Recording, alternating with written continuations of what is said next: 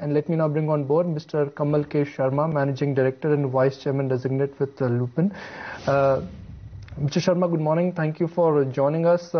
What is the strategy of Lupin for this partnership with the onset of dermatologist for the Locoid lotion?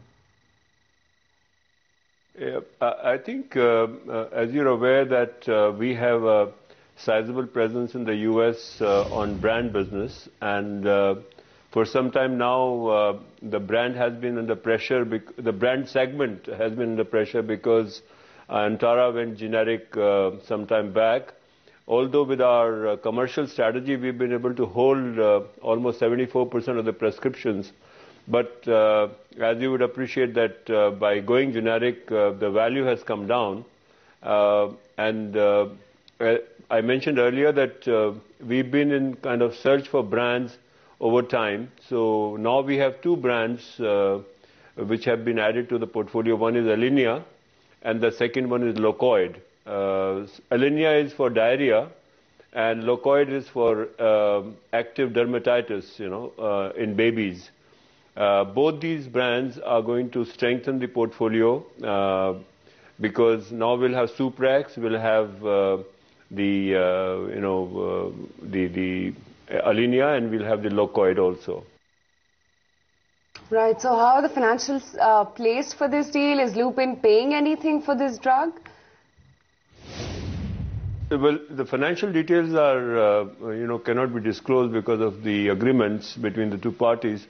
But what I'd like to say to you is that this is a very promising addition to the portfolio of the brands in Lupin, because both these products are very strongly positioned for pediatric use. As you're aware that active dermatitis is very common in babies between the age of 3 months to almost 16, 17 years. I mean, in America, the pediatric covers up to 16 years, but this is positioned for anything about 3 months of age. And therefore, we think that this is going to be a good scope of growth for these products. Right. So since you're not sharing any numbers with us, let me throw some numbers at you, what analysts are betting on. And most of the analysts who track your stock are of the view that this new drug will provide a $15 to $20 million market for Lupin in US. Is that something you're also confident of achieving? We cannot disclose at this moment because we are bound by our agreements. But I can only say that this is a very good brand and a very, very popular brand. It's been an old brand, if you might know. This has been with Estelas earlier, and therefore has a very good application. So I hope the market forecast will come out true. So will Lupin be ramping up field force for this drug, because this will now also be in addition to the branded product of Suprax as well as Alinea, also since both you and Onset work will in same market, have you separated different geographies to work? First and foremost, we are not going to expand the field force. The 160 reps that we have, they would work for all the three products. Besides, I think the data monitoring system is very modern and very sharp in US, and the prescriptions which will be generated by us and prescription generated by Onset can easily be separated out. So there is no issue of who is going to get what, because the prescription that we will generate, they can be very much, detected in the system.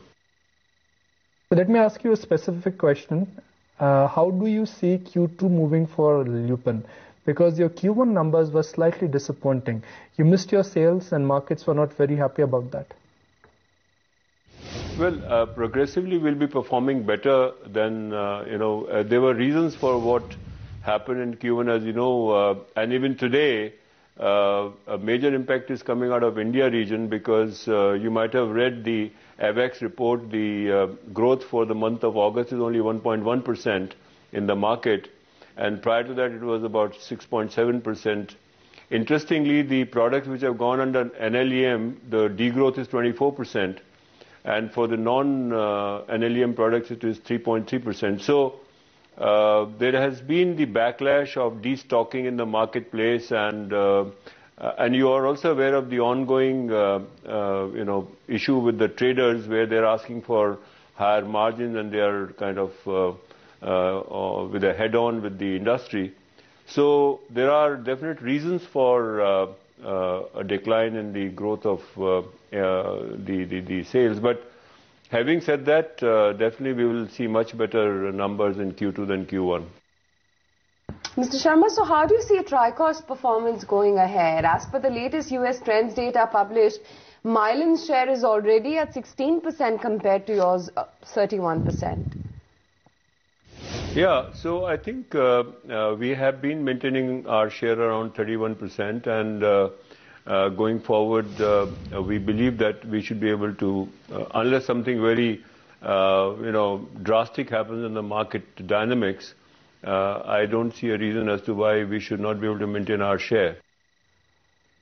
But given the way how rupee has been extremely volatile in the month of September, what is your hedging strategy?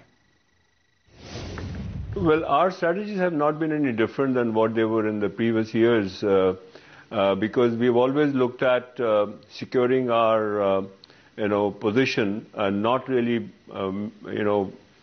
finding to make money out of the forex movement. We have been very conservative in our approach on forex. As you are aware, we do about 18 months cover, progressively lower covers for the future, and little more cover in the near future.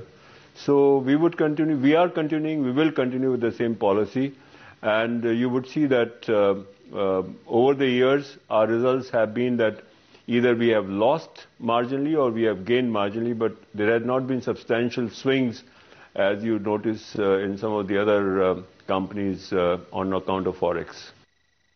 So what's the ANDA pipeline, and what kind of approvals is the company expecting this year? So we have about 176 filings of ANDA, of which about, I think, 80 odd are now approved. We shall be adding another 20 products during the year, so that would open the pipeline to about 110 for the next fiscal. We hope to be launching about 15 products this year, and we will be launching about 15 to 20 products next year. That should be our kind of, run rate for the next 3 years or so.